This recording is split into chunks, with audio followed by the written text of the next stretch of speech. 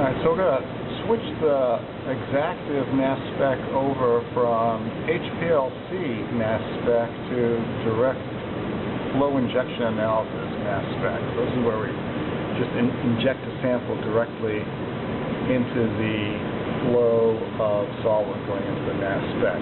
So what we want to do for this is make sure that the heater temperature is down. So I have it set at 15C and it's down to 40. So once it gets into, say, about 30, it's okay. Right now I have the column still set up, and we have 100 microliters of methanol, 100 microliters per minute of methanol going through it. And for this particular tune file, we have your typical background sort of signal. And let me go through the overview as to what was going to change. So we're going to have the appropriate tune file. So in this case, I have loaded Infusion 4. The temperature's down to 38. And what we're going to do is we're going to disconnect here so that the flow goes into our waste container. Then we'll stop the pump. Right? We'll take off this. We'll take off the loop here, and instead of having a 5 microliter loop, we'll put a 2 microliter loop, and then from here to the Na spec will just be a straight shot of tubing.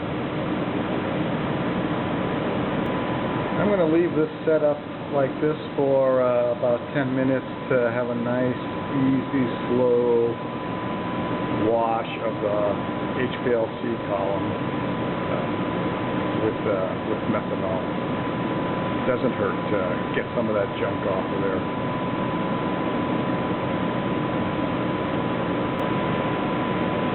So I have turned off the flow for the pump.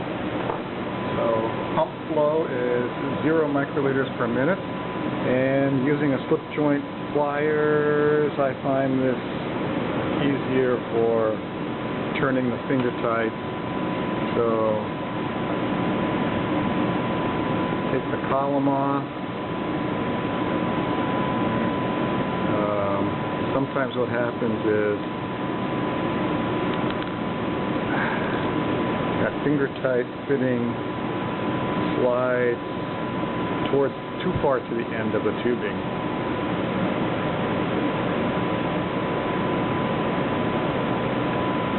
And then, put a cap on it.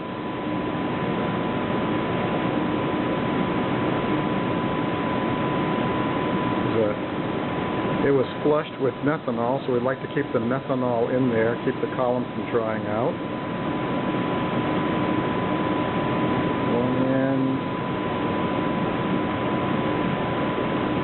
Other end.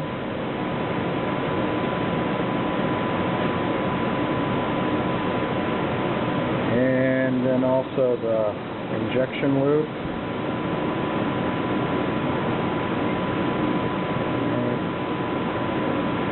You get the idea.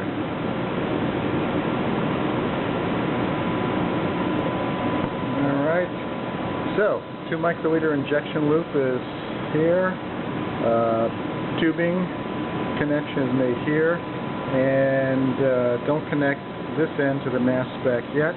Put it in waste, and let's turn the pump on to flush the tubing and the injection loop.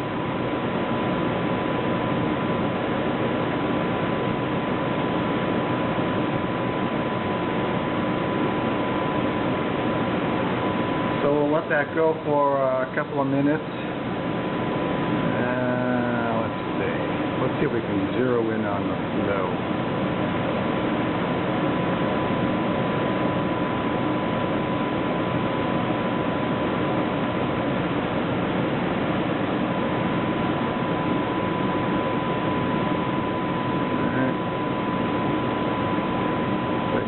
Oh, we're going to get a drop. There we go, a drop.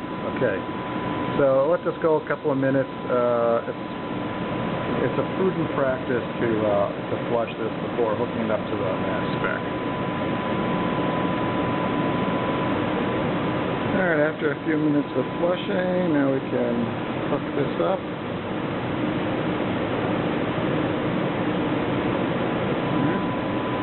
So, this is our setup. We're going to load sample into here when it's in position 2. So right now it's in position 1. So let's have it go into the load sample position, and we'll set up our data system for collection, and let me go through that.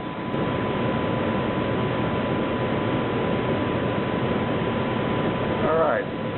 So we have our tune file in Fusion 4, and I'm going to set the flow down to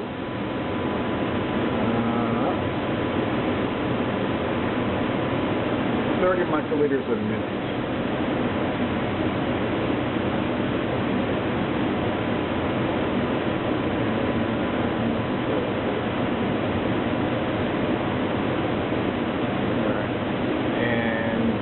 Solvent B is methanol. And we go down here. So this is the spectrum in real time. And let me set up a method. So I'm going to swing that Xcailbur roadmap down here. And I'm going to go into instrument setup. And I'm going to file, I'm going to open a file.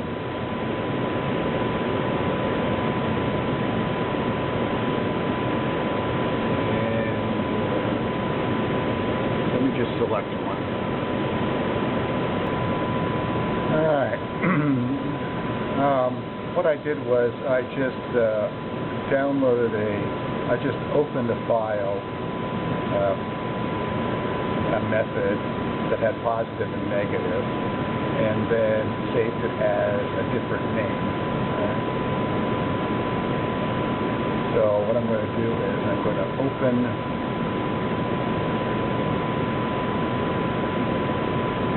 file, I'm going to open this one, all right, and go through what the settings are.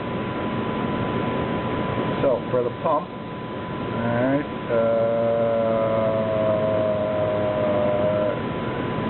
okay, maximum pressure 1250 bar, okay, gradient program, I'm just going to have it as 100% B, okay, and file, save. And then, so just 100% at 30 microliters a minute. And then for the mass spec, we have our infusion 4 and this tune file. Acquisition time of 5 minutes.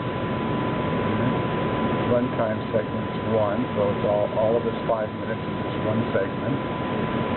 2 scan events. We're going to have a positive and a negative. So we've got 3 microseconds, 3 microscans of positive, followed by 3 microscans of negative, and go back and forth. And the scan range, let's change the scan range, because we have an idea as to what we have of interest.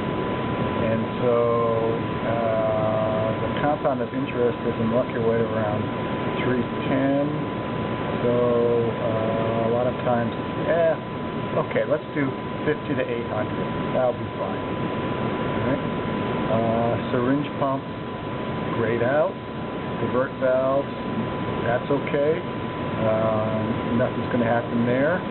Contact closure is closed. And so we have our summary. Divert valve 1 not driven, divert valve 2 not driven. Okay. So the 5-minute acquisition time. So we close this. All right. And now we'll move this road map out of the way.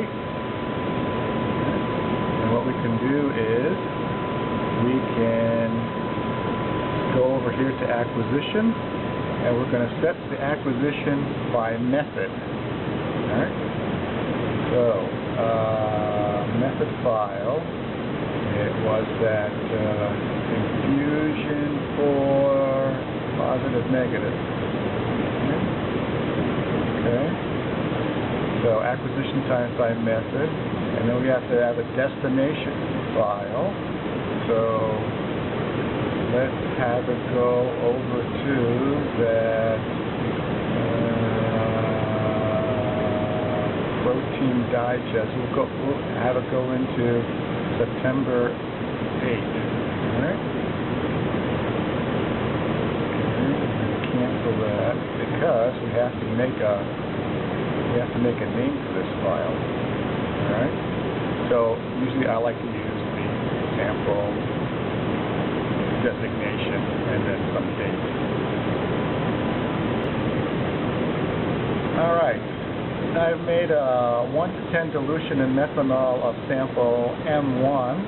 M1 is roughly 2 millimolar, so this is going to be 200 micromolar. And what I'm going to do is put valve A into position 2 so I can load it. And let's load the sample.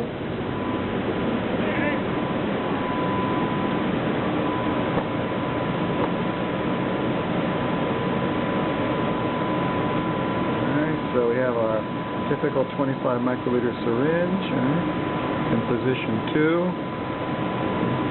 This guy goes in. And let's see how close we can get it. And so next,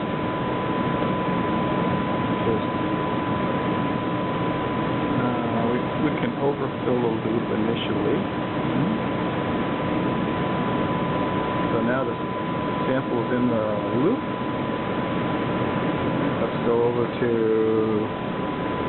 the data system.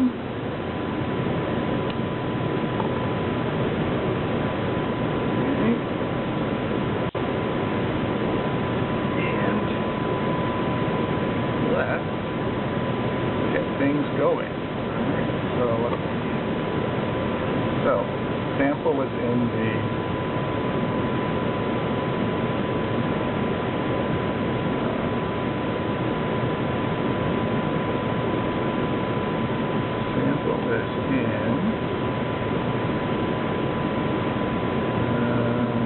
in the loop.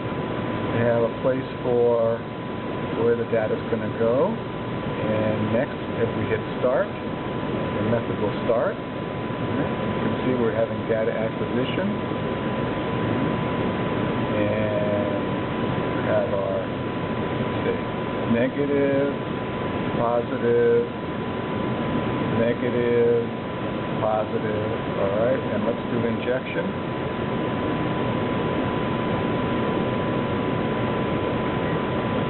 Alright, valve has switched, and usually this takes roughly about 15 seconds.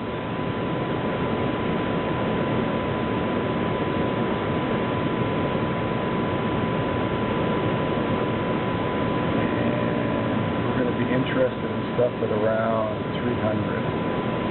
Oh, we have a 223, 347, 223.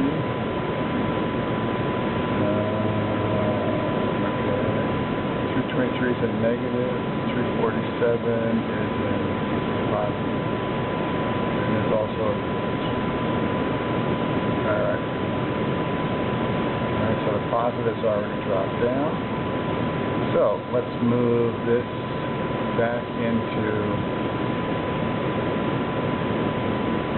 the load position. Go load.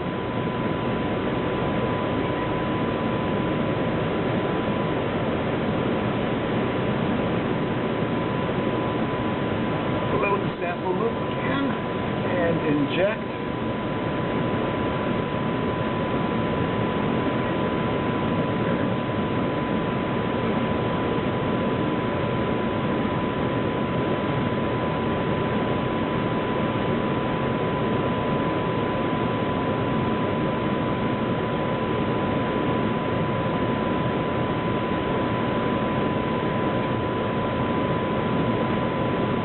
Okay, about 15 seconds, and here we have our enhanced signal intensity.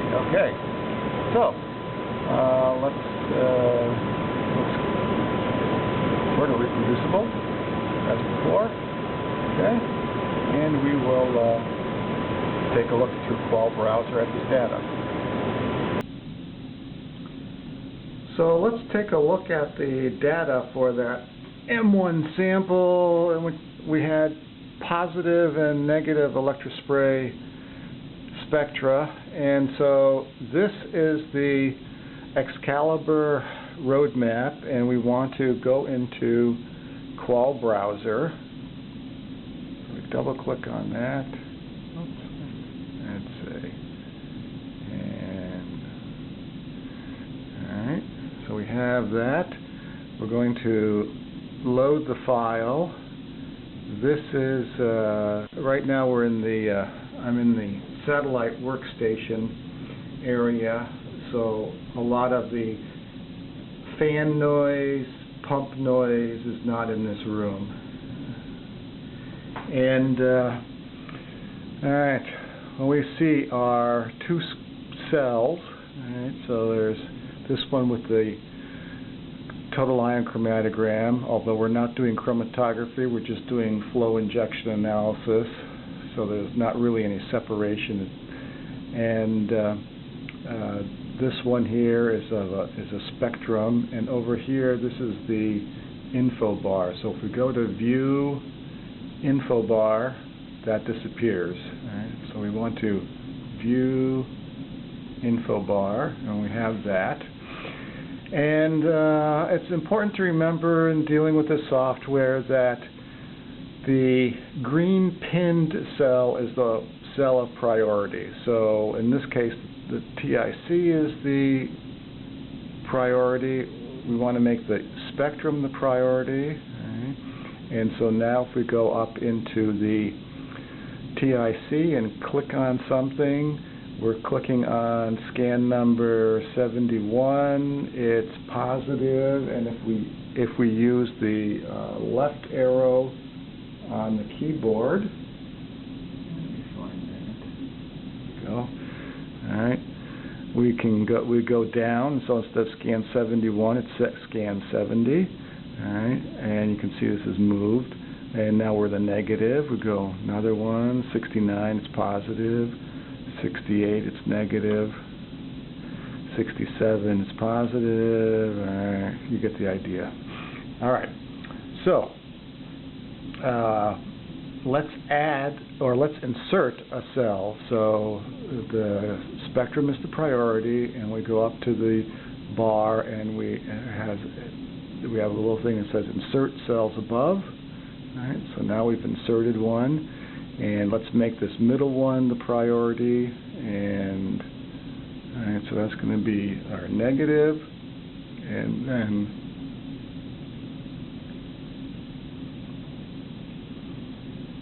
that's our positive. Let's see, let me go the other way. So we go up one higher. All right, so we have a negative spectrum and we have a positive spectrum. And let's see how the experimental data compares with what the theoretical composition should be. Remember, if we get within 4 parts per million, that's confirmatory evidence of the structure that we propose. And in this case, the structure is the elemental composition. So let me zoom in.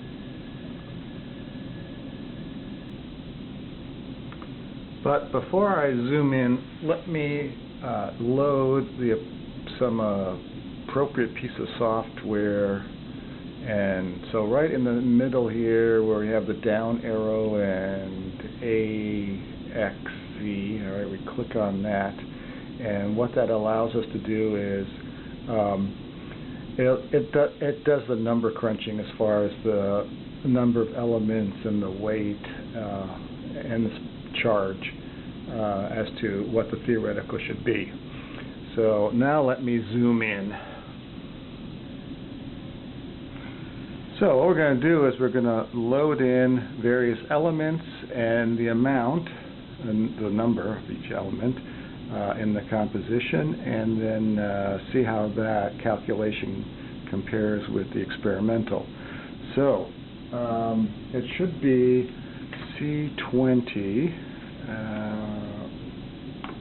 H36O3 for the uncharged molecular weight. So nitrogen, we're going to have zeros.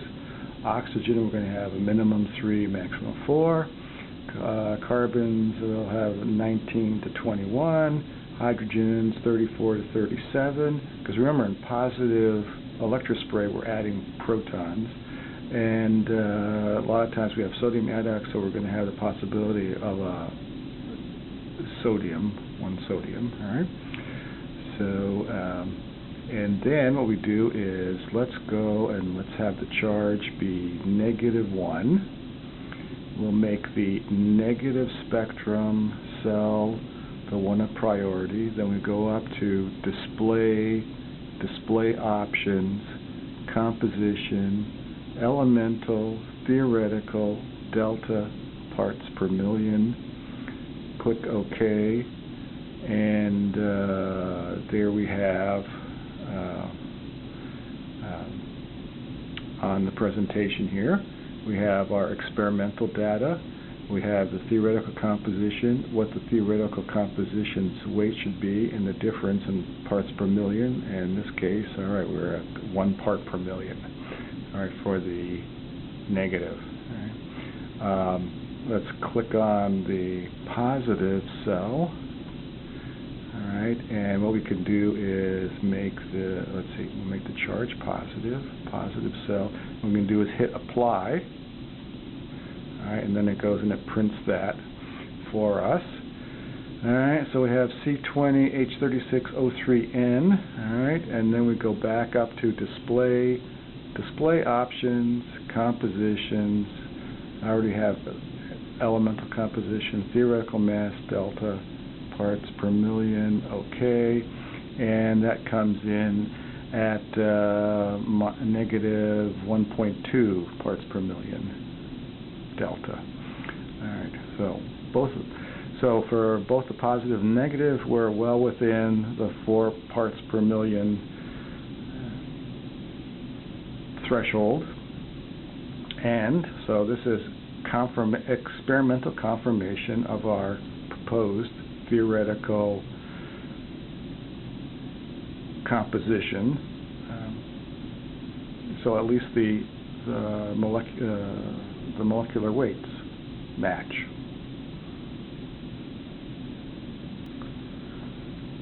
And it's important to remember that this is evidence of a confirmation of a structure. This is not absolute, undeniable evidence that we have what we think we have. We just have that, oh, the molecular weight matches what we think we have.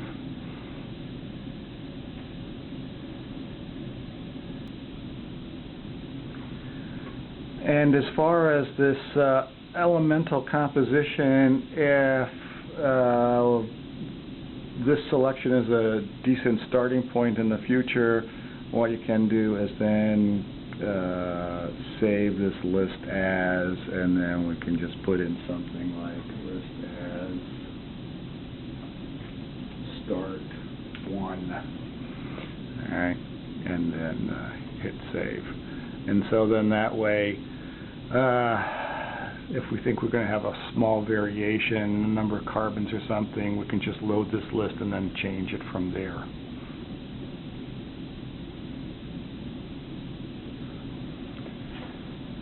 And if we want a hard copy of these results, one way is just clicking on the print, it's already been preset so that it'll print all the cells onto one sheet.